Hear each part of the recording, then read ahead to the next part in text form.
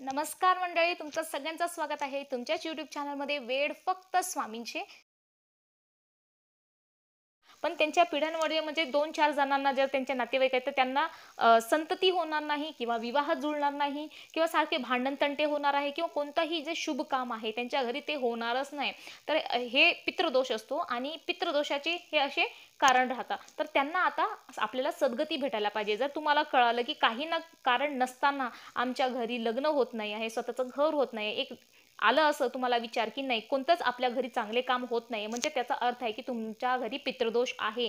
आणि पितृदोष काय आहे की तुमचे जे पूर्वज आहे त्यांची आत्मा भटकत आहे. तर त्यांना सर्वात आधी तुम्ही मुक्ती मिळवून द्या, जेणेकरून ते मुक्त जर होतील मग त्यांची जी आत्मा आहे तुम्हाला प्रसन्न होऊन जातील ते आणि तुम्हाला आशीर्वाद देणार आहे. तर यालाच पितृदोष असं म्हणलं जातं. आपण बघणार आहे की भरपूर लोकांना ह्या गोष्टी असे त्रास देतात की त्यांना पितृदोष आहे, पितृदोष आहे. आता समजा तुम्हाला माहितीच नाही आहे की पितृदोष काय आहे ॲक्च्युलीमध्ये, तर ते आपण कसं जाणणार आहे की आपल्या घरी पितृदोष. आता मला जर एखादी प्रॉब्लेम येत आहे तर मी डायरेक्ट तर पितृदोष आहे म्हणून नाही सांगणार. जर मी एखादी परीक्षा देत आहे किंवा मी एक नवीन बिझनेस टाकलेला आहे आणि त्याच्यामध्ये मला सक्सेस भेटत नाही आहे किंवा कोणतेही काम माझ्या घरी चांगलं होत नाही आहे, तर मी डायरेक्ट तरी चेक करणार नाही. जेव्हा खूप वेळा मी ट्राय करणार आणि तर नाही होणार तेव्हा ते आपल्याला वाटतं की ना कुठं ना कुठं काहीतरी आपलं दोष आहे बाबा, मग तेव्हा मी पंडिताला वगैरे दाखवणार. तर मी आज तुम्हाला एक सोपी पद्धत सांगणार आहे जेणेकरून तुम्हाला कळणार आहे की पितृदोष तुमच्या घरी आहे का नाही. काळ्या मुंग्या माहिती आहे तुम्हाला, तर काळ्या मुंग्या आपल्या घरी जर असले कुठेही असले तर त्यांना सर्वात आधी आपल्याला काय करायचं आहे की पंचमहायज्ञ केला जातो. काळ्या मुंग्यांना, जीवांना, मूक जीवांना खाऊ घालणं, त्यांना अन्नदान करणं हे सर्वात महत्त्वाचा म्हणजे पंचमहायज्ञमधला हे एक एक टप्पा असल्यासारखं आहे. तर जिकडे तुम्हाला काळ्या मुंगी दिसले तिकडे काय करायचं की हळद कुंकू वाहायचं आहे, त्यांना नमस्कार करायचा आहे आणि त्यांना थोडंसं पीठ आणि वाटलं तर साखर हे दोन्ही पण त्यांना द्यायचं आहे खाऊ घालायला, जेणेकरून तुमचं काय झालेलं आहे, अन्नदान झालेलं आहे. जर त्या मुंग्यांनी ते साखर पीठ जे काही तुम्ही टाकलेलं आहे ते खाल्लं म्हणजे तुम्हाला पितृदोष नाही आहे. म्हणजे तो आपण पित्राला दिलेला आहे. मुंग्यांना खाऊ घालणं म्हणजे तो पित्रांना आपण खाऊन घातलेला आहे असं त्याचा अर्थ होतो. जर मुंग्यांनी खाल्लं म्हणजे ते समाधान आहे, तुमचे पित्र काय आहे, समाधान आहे, तुमच्यावर संतुष्ट आहेत, त्यांना मुक्ती मिळालेली आहे, त्याच्यामुळे पितृदोष नाही आहे असं समजून घ्यायचं. आणि जर त्या मुंग्याने साखर नाही खाल्लं तर जबरदस्त पितृदोष आहे तुमच्या घरी आणि तुमचा कोणताही काम होणार नाही. हे तुम्ही 100% लिहून घ्या पेपरवरती. तर असं असतो त्याच्या मागचं कारण. तर तुम्ही एक घरी असं उपाय करून तुम्ही चेक करू शकता की तुमच्या घरी पितृदोष आहे का नाही. आणि त्याबाबत नंतर तुम्ही काय करणार आहे की त्याच्यावर उपाय काय आहे. आता पितृदोष आहे आम्हाला समजला, तर त्याच्यावर उपाय काय आहे, तर त्याच्यावर उपाय असा आहे की तुम्हाला भागवतचं पारायण करायचं आहे. भागवत यानी की संक्षिप्त भागवत.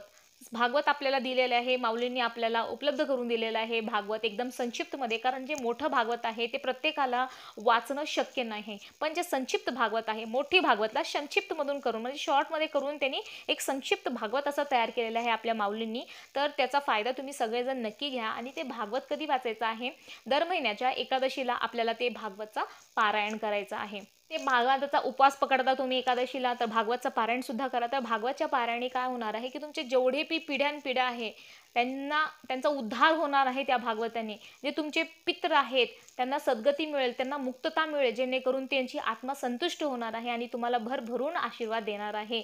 आणि तुमच्या पिढ्यांचा उद्धार पण होणार आहे, तुमच्या पितरांना सद्गती मिळणार आहे आणि तुमचा सुद्धा उद्धार होणार आहे. त्याच्यामुळे भागवतचा पारायण नक्की करणे हे अत्यंत गरजेचं आहे. तुम्ही फक्त एक 4-5 महिने करून बघा, म्हणजे 1 महिन्यातून एक एकादशीला म्हणजे असं तुम्ही एक पारायण करू शकता. आणि भागवतचा हे पारायण तुम्ही स्वतः करून बघा, मग तुम्ही अनुभव घ्या, मग तुम्हाला नक्की कळणार आहे. कारण जोपर्यंत आपल्याला अनुभव येत नाही तोपर्यंत आपला विश्वास पटत नाही आहे.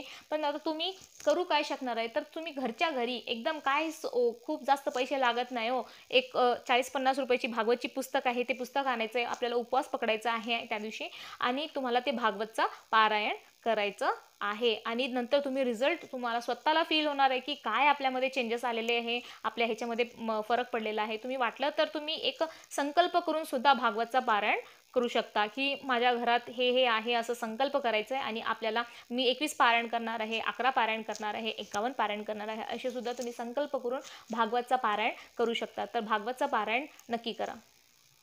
दर महिन्याला तर आपल्याला करायचं आहे, पण जे पितृ पंधरवाडा येतो ना, पितृ महिना येतो, तर त्याच्यामध्येही सुद्धा तुम्ही दररोज एक भागवतचा पारायण करू शकता. व्हिडिओ जर आवडला असेल तर लाईक करा, शेअर करा आणि सबस्क्राईब करून घ्या आमच्या चॅनलला. अशाच प्रकारचे स्वामीशी निगडीत व्हिडिओ पाहण्यासाठी तुम्ही ह्या चॅनलला सबस्क्राईब करा. श्री स्वामी समर्थ.